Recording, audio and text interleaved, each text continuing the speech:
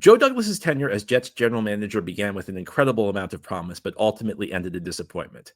I think it's a story with 3 chapters, and we'll tell that story today on Locked On Jets.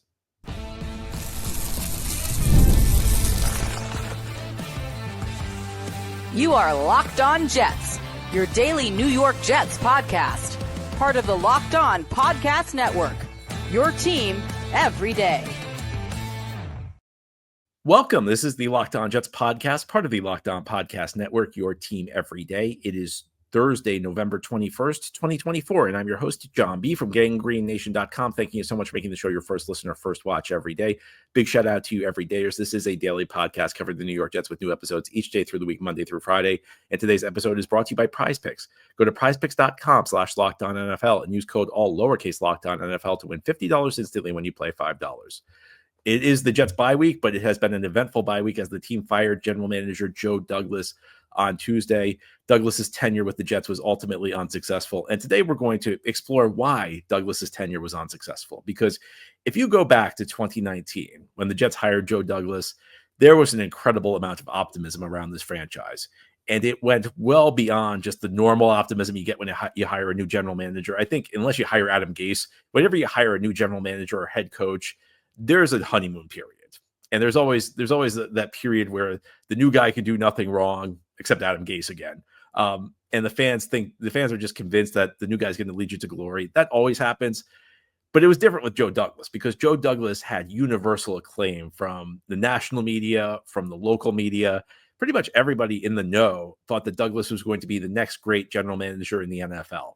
And it simply did not happen. And I think it's worth exploring why the Joe Douglas tenure was ultimately unsuccessful with this team. And there are no simple answers, but I think you can pretty much break Douglas's tenure into 3 distinct parts. And the first are those early days. And when Douglas was first hired, I mean, he was the guy that was going to lead the Jets to glory. And it really felt like the Jets were onto something because even though they had Adam Gase as their head coach, this was also the era where most people were convinced that Sam Darnold was going to be a franchise quarterback. So, even if Gase was a problem, we could get rid of Gase. We had a great general manager and a franchise quarterback. And of course, as we now know, Sam Darnold did not develop into the franchise quarterback for the Jets, although, he is having kind of a nice career renaissance with the Minnesota Vikings right now. But even when Sam Darnold failed, it felt like there was still optimism because the Jets had this guy who was supposed to be the next great general manager. Now, Douglas inherited a very difficult situation because he was hired in May of 2019. He was not hired in January of 2019. Normally when a team fires its general manager, it happens immediately after the season. The Jets held on to their general manager until after the draft that year. And it was a very consequential offseason because the Jets were the biggest spender in the league in free agency that year. And Maccagnan also ran the draft. And by virtue of the Jets being the biggest spender in free agency that year, they essentially locked in that roster for 2 years. So Joe Douglas inherited a team where he could not really put his stamp on it until year 3. And Douglas ended up getting a 6-year contract when he was hired. And I think that was one of the reasons he demanded a 6-year contract because he knew he wouldn't be able to do a whole lot those first 2 years with the team. I mean, the first year, the roster was essentially set. Mike Maccagnan had signed everybody. What Douglas did is he made some short-term moves the first 2 years to try and stabilize positions that were in trouble. He brought in Ryan Khalil. His first full offseason, he brought in guys like Pierre Desir and Brashad Perryman. Pierre Desir was a corner. Brashad Perryman was a wide receiver. And none of these moves really worked. And I think that this was kind of an early warning sign because Douglas never reset the market in free agency the way Mike Maccagnan did. But Douglas was also not very good at finding quality free agents. In the NFL, you don't want to reset the market because the guys that get available in free agency are typically not your top end players. Typically, you're paying decent to good players the salary of a great player if you work at the top end of free agency. But avoiding the top end of free agency is no guarantee of success. And when you saw guys like Desir come in or Perryman come in, the hope was that they could play well. Even though they were on 1-year contracts, the hope was that they'd play well enough that they'd fit the system well enough, they'd fit the locker room well enough that, you'd be able to re-sign them at the end of the year. It was kind of like a tryout year for them when Douglas brought these guys in. And unfortunately, none of them really worked out. So although like you can't really blame Douglas that much for the results the first 2 years. The first year the Jets went 7-9, and that was a soft 7-9 because the Jets were out of Jets started the season 1-7, and then got a very soft schedule the second half. Jets were out of the playoff race that year by October. The second year they were 2-14. You couldn't really blame him for the team being bad those years, but it was also kind of a warning sign that none of the guys he brought in really worked. And this was the era where Douglas made two of his most consequential draft picks. He drafted Mekhi Becton. It was his first draft pick as Jets general manager was Mekhi Becton. And the second year he ran the draft, he drafted Zach Wilson second overall. There are not many draft picks more consequential than the guy who's supposed to be your franchise quarterback and your franchise left tackle. And again, these picks, looking back on them, were kind of emblematic of some of the issues that plagued Douglas through his tenure. Now, I think if we're being honest, the Jets are not the only team that would have drafted Zach Wilson in the top 5 in 2021. Zach Wilson was viewed as a very high ceiling prospect. And I think, to be fair, you have to note that. It's not like Joe Douglas drafted Christian Hackenberg in the second round like Mike McCagnon did. It's not like Joe Douglas drafted a guy who was going to fall to the 6th round. If the Jets did not draft Zach Wilson second overall, he would have gone in the top 5. And if not, he definitely would have gone in the top 10. Mekhi Becton was also viewed as a consensus top 15 pick. So with all that said, these picks showed some of the issues that did plague Joe Douglas throughout his tenure, because these picks were based on the ceiling, but they were also, the ceiling was viewed through the lens of physical attributes. Zach Wilson had that big arm. I don't buy for a second that the reason the Jets drafted him was a throw he made at his pro day, going against his body, throwing the ball 50 yards in the air. But I think the biggest reason the Jets drafted Zach Wilson, he had physical attributes. Same thing with Mekhi Becton. Tristan Wirfs was available when the Jets drafted 11th overall in 2020. And at the time, the consensus was that Becton was the swing for the fences pick. Wirfs was the safe pick. And you saw this manifest itself over and over with Douglas. It happened in the draft. It happened in free agency. I mean, how many former first or second round picks with great physical attributes did Douglas sign as reclamation projects in free agency? Mecole Hardman, Javon Kinlaw, Jared Davis, Brashad Perryman, another example. Guys who had great physical attributes, who the Jets felt like they could coach up, who they could integrate into their system. And it simply did not work. And this was something you saw over and over during the Joe Douglas tenure, where Douglas valued these physical attributes at the expense of everything else, at the expense of knowing how to play. Zach Wilson was a raw quarterback prospect when the Jets drafted him. He needed some work on his game. Mekhi Becton needed to straighten some things out technically when he entered the league. Now, the Becton pick's a bit of a loaded topic because big part of the reason Becton failed with the Jets was he got injured twice. But even had Becton not gotten injured, it's difficult to see a scenario where he was as good as Tristan Wirfs, who may not have had the elite physical attributes of Becton, but had really, really good physical attributes. It was pretty much a lock to be a really good player in this league because he was so technically sound when he entered the league. And looking back on it now, these warning signs are pretty glaring. At the time, he didn't really think much of it. At the time, Douglas was in the honeymoon phase. He was the new guy. He was the guy everybody was praising. So we kind of looked past some of these warning signs. But I think it's fair to say they were all there.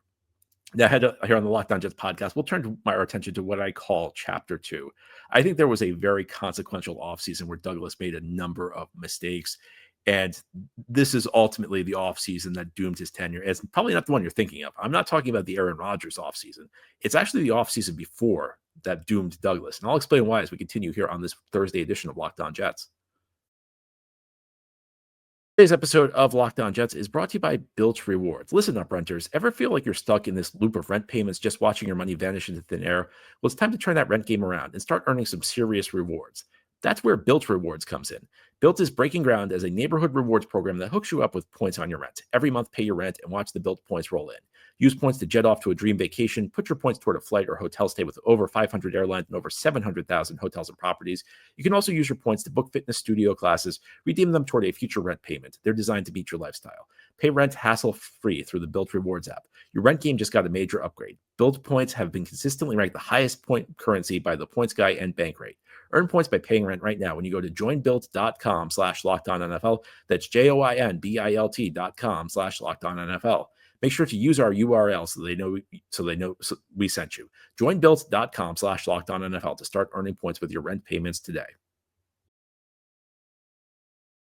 Today's episode of Locked On Jets is also brought to you by FanDuel. Get ready to tackle the NFL action with FanDuel, America's #1 sportsbook, because right now new customers can bet $5 and get $150 in bonus bets if you win. The FanDuel Sportsbook app gives you everything you need to place live bets on the NFL all in one place.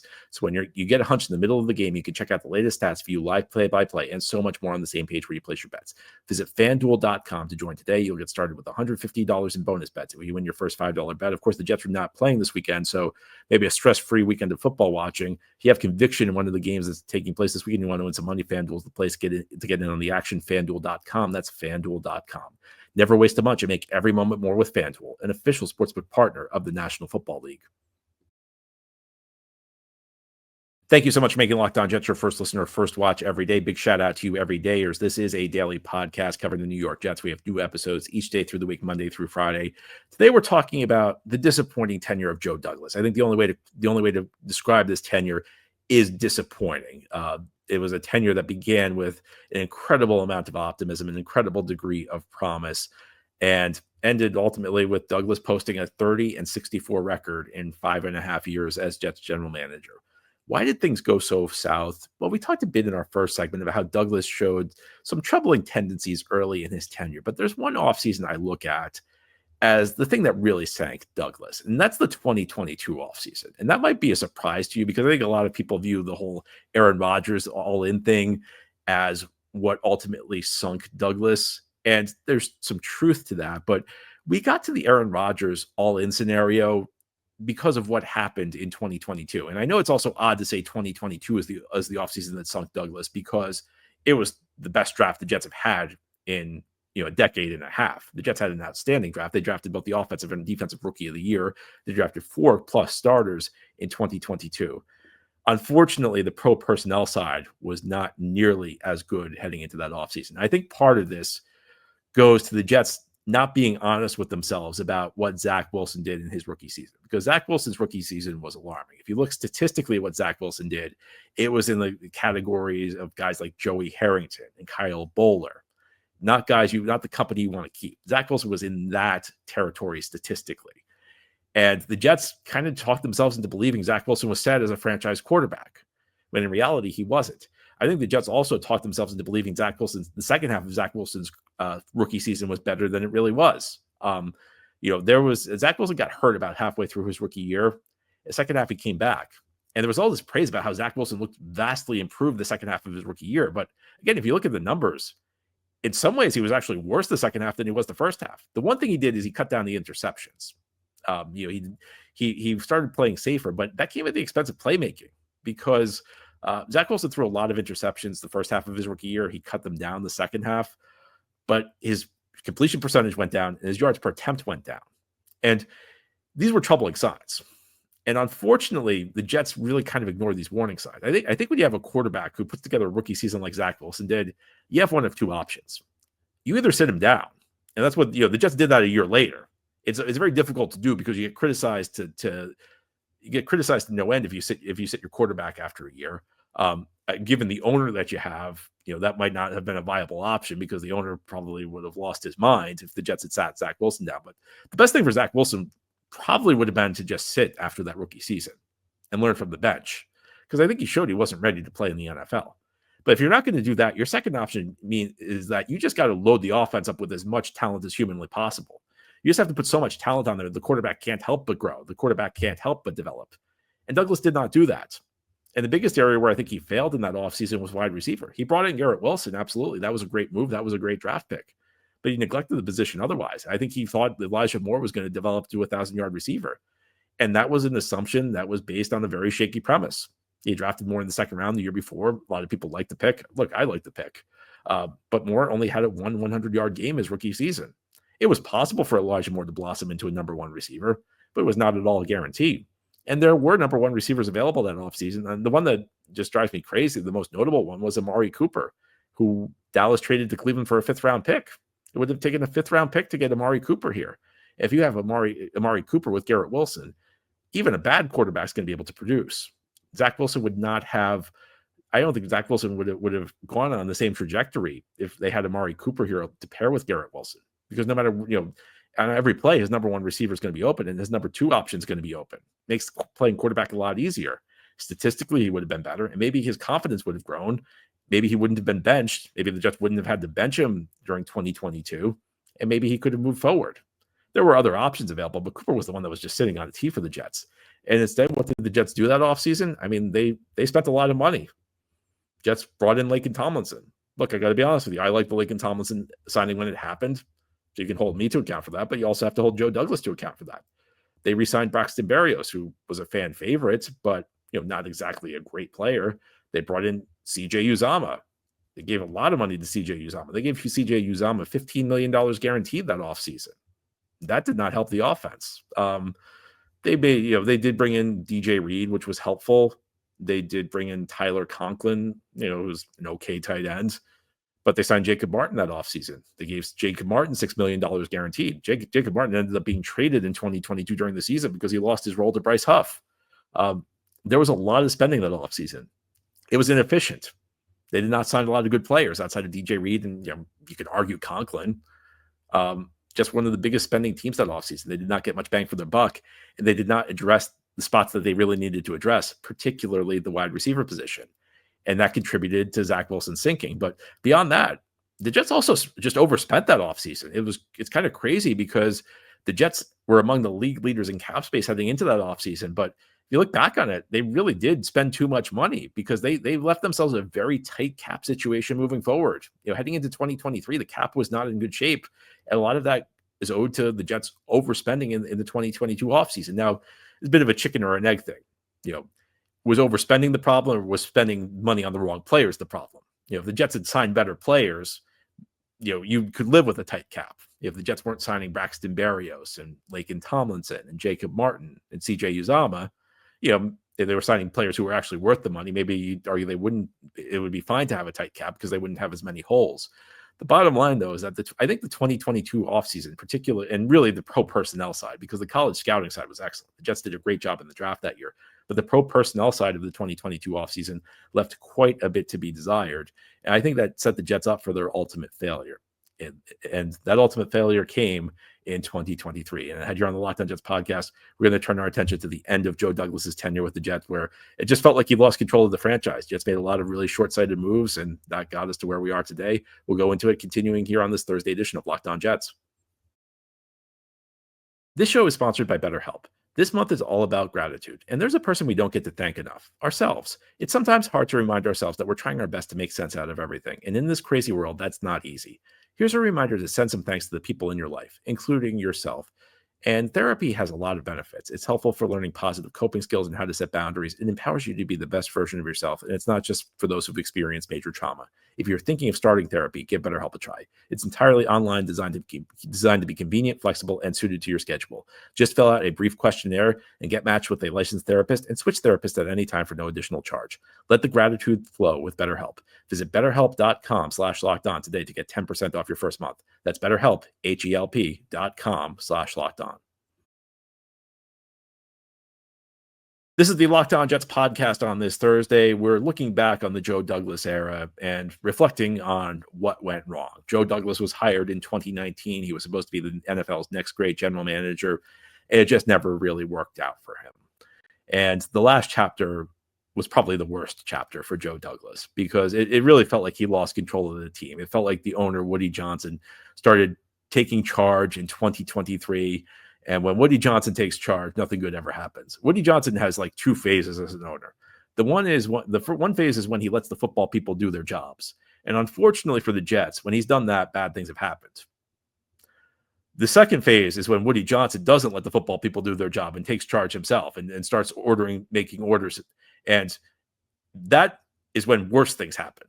And worse things started happening for the Jets in 2023 when Woody Johnson took charge. And it began when the Jets fired Mike LaFleur. Mike LaFleur technically left on his own accord, but he was kind of pushed out. He went to the Los Angeles Rams. And at the time, I think a lot of people missed what was happening because a lot of people celebrated that move because they just wanted LaFleur out. The thing is, Woody Johnson was behind it. And we now know that because it's been widely reported. And Just because Woody Johnson does the thing you want to do in that moment, that doesn't mean it's good that Woody Johnson's getting involved, because Woody Johnson doesn't know what he's doing. And we've talked a lot about that on the show. And it's a big reason why the Jets are where they are right now. And we know that after the firing of Mike LaFleur, the Jets ended up hiring Nathaniel Hackett as their offensive coordinator. And that was in part, in no small measure, because the Jets were trying to land Aaron Rodgers, which again was a very much a Woody Johnson instituted move. And after the Jets traded for Aaron Rodgers, they brought in all of Aaron Rodgers' old friends. They brought in Alan Lazard. They brought in Randall Cobb. This year, they brought in Devontae Adams. And there were a lot of other moves. They've just brought in a lot of really old players trying to maximize a potentially short window with Rodgers. Unfortunately, as we now know, the window was kind of closed because Rodgers, was clearly in decline. Obviously the injury last year did not help, but even the end of his Green Bay days, Rodgers was showing real signs of decline. And I think that I would argue Joe Douglas's biggest failure as Jets general manager, and there were a lot of them, was his failure to manage up in 2023. The most important job I think any NFL general manager has, and this is true of any franchise except Green Bay because they don't really have an owner, but especially with the Jets, is you have to keep the owner under control. You have to short circuit the owner's really, really bad ideas. And I think that's true in a lot of people's jobs. How much of your job goes to, making sure your boss doesn't do something wrong at your office? If your boss has an idea, how much of it goes into making sure that really, really bad ideas don't get implemented? Well, with the Jets, the owner has a lot of really, really bad ideas. And I think it's the general manager's job to try and short circuit them. Now, I don't know how much Joe Douglas really could have done there. I think Douglas's stock was down a little bit in Woody Johnson's eyes because the Jets ended the 2022 season on a really bad note, and Zach Wilson had not panned out as the quarterback they drafted to be their franchise quarterback. So I think what happened, this is just my read on the situation, is Douglas saw Aaron Rodgers as a ticket to save his job because Douglas knew he was on the hot seat. So Douglas didn't want to speak up against the owner. Douglas wanted Aaron Rodgers to come in, and he hoped that if Aaron Rodgers played well, he'd get an extension out of it. He'd be able to continue building the team his way. Unfortunately, that did not happen. And we saw, again, a lot of really short-sighted moves. Alan, bringing in all of Rodgers' friends. The Jets essentially treated Rodgers like he was LeBron James. They gave Rodgers a lot of, whether it was official authority or just implicit authority, or whether the Jets were just trying to placate him. Jets made a lot of personnel moves to cater to Rodgers. And of course, that continued this year when they brought in Devontae Adams. But, there were other moves along the way as the Jets tried to, maximize this win now timeline that they thought they had, bringing in Tyron Smith this offseason. Now, I think financially it was a reasonable move, but obviously that hasn't worked out. The trade for Hassan Reddick, that one clearly has not worked out. The signing of Mike Williams, I think it's fair to say that one did not work out. The Jets stopped building. And the sad part of this is that for all the mistakes Joe Douglas made, the team around the time of 2022 actually was making progress. They had gone from 2 wins in 2020 to 4 wins in 2021 to 7 wins in 2022. Now, it's still a losing record, but the trajectory was still good. Not only that, they had a load of young talent. They had 5 to 6 starters on their rookie contracts with at least 2 years left on those rookie contracts. They had Sauce Gardner. They had Garrett Wilson, Breece Hall, Jermaine Johnson, Michael Carter II. You could argue Elijah Vera Tucker. They had 5 to 6 guys. The Jets started sending their draft picks out the door. Now, today, the Jets have, not only do the Jets have a tough cap situation, this is not a roster that's overflowing with young talent anymore. The young players I mentioned are entering their primes, and the Jets are going to need to make decisions on these players. We're going to talk a lot about the contractual decisions the Jets will have to make on these young players, on these players entering their primes going forward on the show. I think the Jets should try and keep all of them. And it's nice that they have this base of talent, but there's not the youth that there was 2 years ago. How many young players how many quality starters have at least 2 years left on their rookie contract with the current Jets? Joe Tippmann, maybe Will McDonald. That's it. And we're talking proven young starters. And this is a byproduct of the way that the Jets have handled the last 2 years. The Jets stopped building. The Jets were building. And again, for all of Douglas's faults, and we've gone over his mistakes, there were some good things he did. Most notably, that 2022 draft class. That draft class should have been a franchise changer. And it still can be a franchise changer going forward if the Jets get their heads on straight with the way they build this team. but they essentially took things that were working relatively well. They took a strategy that at least was producing some results. And there were mistakes. Zach Wilson was a mistake. Mekhi Becton was a mistake. The signing, the free agency period of 2022 was a mistake. We've gone over all that on this episode. But despite all those mistakes, the Jets were making progress. And they decided to throw it all out. And they decided to throw it all out to get Aaron Rodgers. And Woody Johnson, the owner, was the guy who decided to do that. Ultimately, I think it's on Douglas. I think it's on the general manager when the owner has a bad idea to try and figure out a way to get to make sure that idea does not get implemented. I think Douglas ultimately failed in that. I think Douglas went along with Woody Johnson's plan and ultimately paid for it. And, I don't know if he could have stopped it, but I do know that he did. I don't think he tried to stop it. He certainly didn't come off like a guy who was really opposed to all the things the Jets were doing over the last 2 years. And ultimately, that was what brought his tenure to an end. Anyway, that's all for today's episode. This has been the Locked On Jets podcast, part of the Locked On Podcast Network. Your team every day is our motto. As always, if you enjoy the show, hit the subscribe button where you're watching or listening so that you'll never miss an episode. If you enjoy the show and you're listening on a podcast source, please give it a 5-star review. And if you're watching on YouTube and enjoy the show, give this episode a big thumbs up. Helps us out, helps other Jets fans find the podcast. Enjoy your Thursday, everybody. We'll be back tomorrow to talk more Jets.